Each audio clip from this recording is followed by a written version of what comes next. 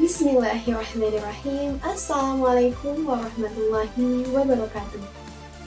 Yang terhormat Bapak Bustomi SAG MPD dan Bapak Dr. Haji Bukhari Muslim MID selaku dosen pengampu pada mata kuliah Pengembangan Pembelajaran Bahasa Indonesia di MI. Pada kesempatan kali ini kami akan memaparkan materi mengenai pengembangan sumber belajar untuk pembelajaran bahasa Indonesia di MI. Adapun kami dari kelompok 7 yang beranggotakan Adila Salsabila, saya sendiri Alfi Alfiah, dan Fitri Nuraini. Kami dari kelas PGMI 6A, jurusan Pendidikan Guru Madrasah Ibtidaiyah, Fakultas Tarbiyah dan Keguruan UIN Sunan Gunung Jati Bandung.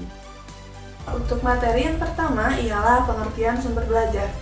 Sumber belajar adalah semua sumber baik berupa data, orang, dan wujud tertentu yang dapat digunakan oleh peserta didik dalam belajar, baik secara terpisah maupun secara terkombinasi, sehingga mempermudah peserta didik dalam mencapai tujuan belajar atau mencapai kompetensi tertentu.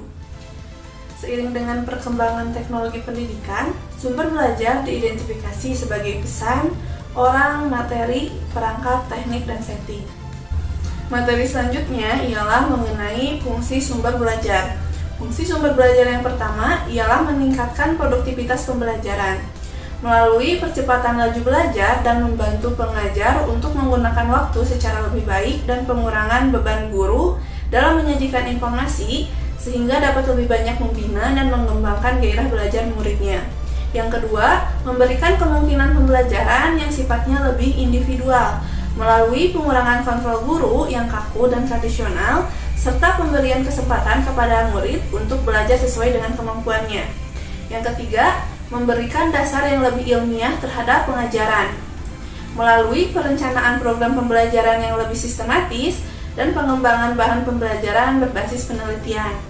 Yang keempat, lebih memantapkan pembelajaran melalui peningkatan kemampuan manusia dalam penggunaan berbagai media komunikasi serta penyajian data dan informasi secara lebih konkret. Yang kelima, memungkinkan belajar secara seketika melalui pengurangan jurang pemisah antara pelajaran yang bersifat verbal dan abstrak dengan realitas yang sifatnya konkret dan memberikan pengetahuan yang bersifat langsung. Yang terakhir, yang keenam, yaitu memungkinkan penyajian pembelajaran yang lebih luas, terutama dengan adanya media massa melalui pemanfaatan secara bersama yang lebih oleh luas tenaga tentang kejadian-kejadian yang langka dan penyajian informasi yang mampu menembus batas geografis. Untuk materi selanjutnya ialah mengenai landasan penggunaan sumber belajar. Landasan yang pertama yaitu landasan filosofi. Penggunaan media pembelajaran memerlukan landasan filosofis yang paling utama untuk diperhatikan. Penggunaan media pembelajaran, khususnya di MI, harus berdasarkan pada nilai keabsahan yang sebelumnya telah ditemukan, disetujui dan disepakati oleh banyak orang termasuk para ahli di bidang tersebut. Keabsahan tersebut ditinjau baik dari segi akademik maupun sosial. Sebelum memilih sumber belajar dan medianya, terlebih dahulu guru harus mengecek materinya. Isi pesan materi pembelajaran yang disampaikan oleh guru kepada peserta didiknya, khususnya anak MI, harus benar-benar diperhatikan dan sudah teruji secara objektif, radikal, dan empiris. Hal ini dilakukan untuk menghindari kesalahan dalam penyampaian materi. Yang kedua, ada landasan psikologis. Kompleks dan uniknya proses pembelajaran dapat terrealisasi ketika adanya kesadaran bahwa peserta didik itu sendiri juga unik. Mereka memiliki perkembangan, karakteristik, pemahaman, serta kemampuan yang berbeda-beda, walau secara umum mereka dalam tahap perkembangan yang sama. Dalam hal ini, maka ketepatan dalam memilih media dan sumber belajar untuk peserta didik sangat mempunyai pengaruh yang signifikan. Selain itu pula, aktivitas dan pengalaman belajar siswa sangat berpengaruh pada hasil belajarnya. Oleh karena itu, dalam memilih media dan sumber, selain memperhatikan dan mempertimbangkan kompleksitas dan keunikan proses belajar, pengalaman belajar, dan yang lainnya, maka haruslah dianalisis bagaimana proses pembelajaran tersebut dapat berjalan efektif. Maka perlu dipilihkan media dan sumber belajar yang memberikan kejelasan objek kepada peserta didik. Yang ketiga ada landasan teknologis. Teknologi pembelajaran adalah teori dan praktek perencanaan, pengembangan, penerapan, pengelolaan, penilaian proses dan sumber belajar. Teknologi pembelajaran dikatakan sebagai proses yang menyeluruh dan terpadu dan di dalamnya terlibat pula orang, prosedur, ide, peralatan, dan organisasi untuk menganalisis masalah, mencari cara pemecahan, melaksanakan, mengevaluasi, dan mengelola pemecahan masalah-masalah yang terdapat dalam proses pembelajaran dengan tetap memiliki tujuan dan kontrol yang baik. Yang keempat adalah landasan empiris. Temuan-temuan penelitian menunjukkan bahwa terdapat interaksi antara penggunaan media pembelajaran dan karakteristik belajar siswa dalam menentukan hasil belajar siswa. Artinya, siswa akan mendapat keuntungan yang signifikan bila ia belajar dengan menggunakan media yang sesuai dengan karakteristik tipe atau gaya belajarnya. Bismillahirrahmanirrahim. Yang selanjutnya ada bentuk sumber belajar. Yang pertama yaitu pesan. Nah, dalam pesan ini informasi. Yang kedua ada orang. Itu seperti guru, instruktur, siswa, narasumber, tokoh masyarakat, dan sebagainya. Yang ketiga ada bahan. Yaitu bahan ajarnya seperti buku, bisa gambar, bisa video atau grafik yang dirancang untuk pembelajaran, terus komik dan sebagainya. Nah, yang selanjutnya ada alat atau perlengkapan, yaitu seperti perangkat keras, komputer, laptop, dan sebagainya. Nah, yang kelima yaitu ada pendekatan atau metode atau teknik, yaitu seperti pemecahan masalah, simulasi, diskusi, seminar, dan sebagainya. Nah, yang selanjutnya ada ciri-ciri sumber belajar di MI atau di SD adalah sebagai berikut. Yang pertama, sumber belajar harus mampu memberikan kekuatan dalam proses belajar mengajar sehingga tujuan pembelajaran dapat tercapai secara maksimal. Yang kedua, ada sumber belajar harus mempunyai nilai-nilai instruksional edukatif, yaitu dapat mengubah dan membawa perubahan yang sempurna terhadap tingkah laku sesuai dengan tujuan yang ada. Yang ketiga, dengan adanya klasifikasi sumber belajar, maka sumber belajar yang dimanfaatkan mempunyai ciri-ciri. Yang pertama, tidak terorganisasi. Yang kedua, tidak mempunyai tujuan pembelajaran yang eksplisit. Yang ketiga, hanya dipergunakan untuk keadaan dan tujuan tertentu. Yang keempat, dapat dipergunakan untuk berbagai tujuan pembelajaran.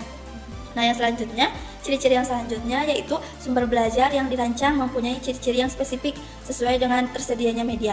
Nah, yang kelima, sumber belajar dapat dipergunakan dengan terpisah atau dengan sendiri-sendirinya, tetapi juga bisa dipergunakan gabungan atau kombinasi gitu ya. Nah, yang keenam ada sumber belajar dapat dibedakan menjadi dua, yaitu sumber belajar yang dirancang dan sumber belajar yang tidak dipakai. Nah, sumber belajar yang dirancang adalah sesuatu yang memang dari semula dirancang untuk keperluan belajar saja. Sedangkan sumber belajar yang tinggal pakai atau langsung jadi adalah sesuatu yang pada mulanya tidak dimaksudkan untuk kepentingan belajar, tetapi kemudian bisa dimanfaatkan untuk pembelajaran.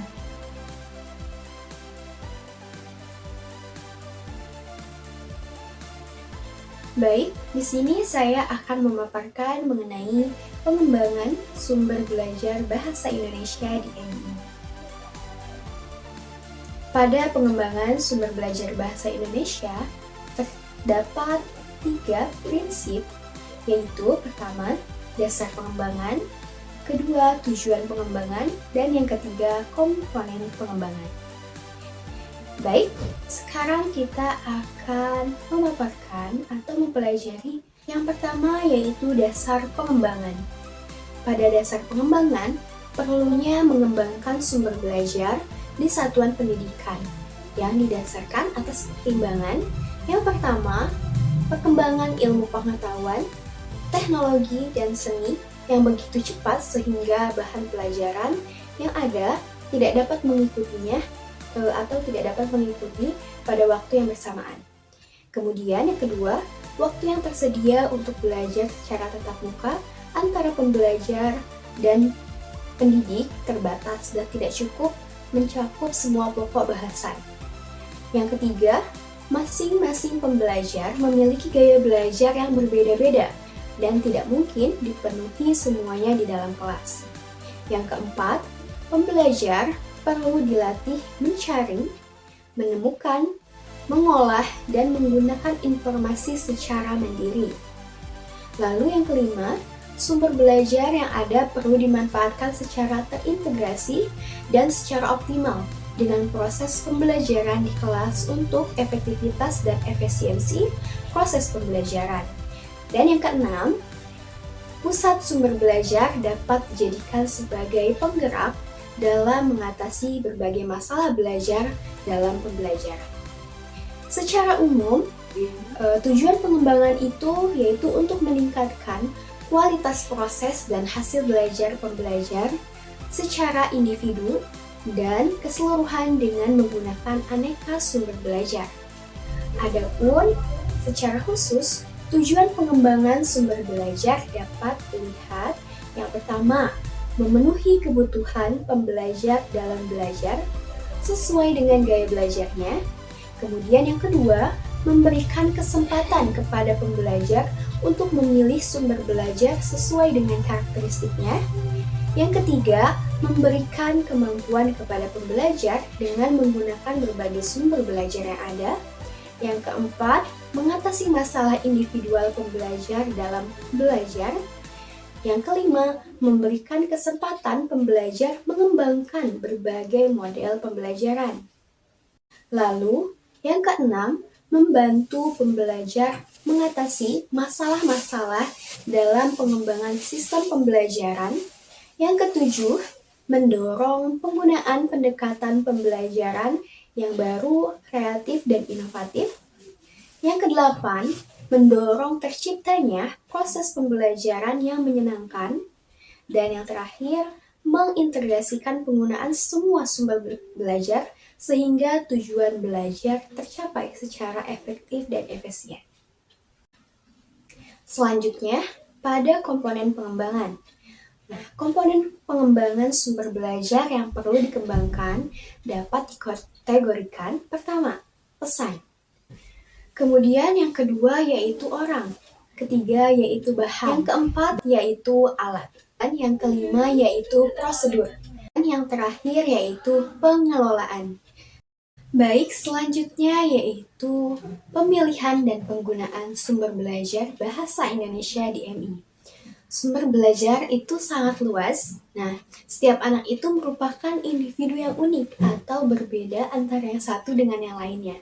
Nah, maka guru ini harus memberikan perlakuan yang sesuai dengan karakteristik setiap individu atau siswanya. Nah, dengan begitu, maka diharapkan kegiatan pembelajaran benar-benar membuahkan kegiatan belajar pada diri siswa atau individu tersebut. Nah, hal ini dapat dilakukan jika guru berusaha menggunakan berbagai sumber belajar secara bervariasi dan memberikan kesempatan sebanyak mungkin kepada siswa untuk berinteraksi dengan sumber-sumber belajar yang ada. Nah, hal yang perlu diperhatikan adalah agar bisa menjadi kegiatan belajar pada siswa, maka siswa harus secara aktif melakukan interaksi dengan berbagai sumber belajar yang digunakan. Nah, semakin konkret siswa mempelajari bahan pengajaran, maka semakin banyak juga pengalaman yang dapat diperoleh oleh siswa. Adapun tahap-tahap pengembangan sumber belajar, yaitu pertama, sumber belajar praguru. Kemudian yang kedua yaitu lahirnya guru sebagai sumber belajar utama. Yang ketiga yaitu sumber belajar bentuk cetak. Yang keempat yaitu sumber belajar produk teknologi komunikasi. Adapun kriteria pemilihan materi ajar atau wacana bahasa Indonesia di MI atau SD. Yang pertama, pemilihan materi ajar berdasarkan kurikulum. Yang kedua, pemilihan materi ajar didasarkan pada tingkat perkembangan peserta didik atau siswa. Kemudian ketiga, pemilihan materi ajar didasarkan pada lingkungan. Yang keempat, pemilihan materi ajar didasarkan pada ketersediaan sarana dan prasarana. Dan yang kelima, pemilihan materi ajar dengan kriteria mengkaji buku paket, dan yang terakhir yang keenam, materi pembelajaran hendaknya mencakup hal-hal yang bersifat faktual maupun konseptual.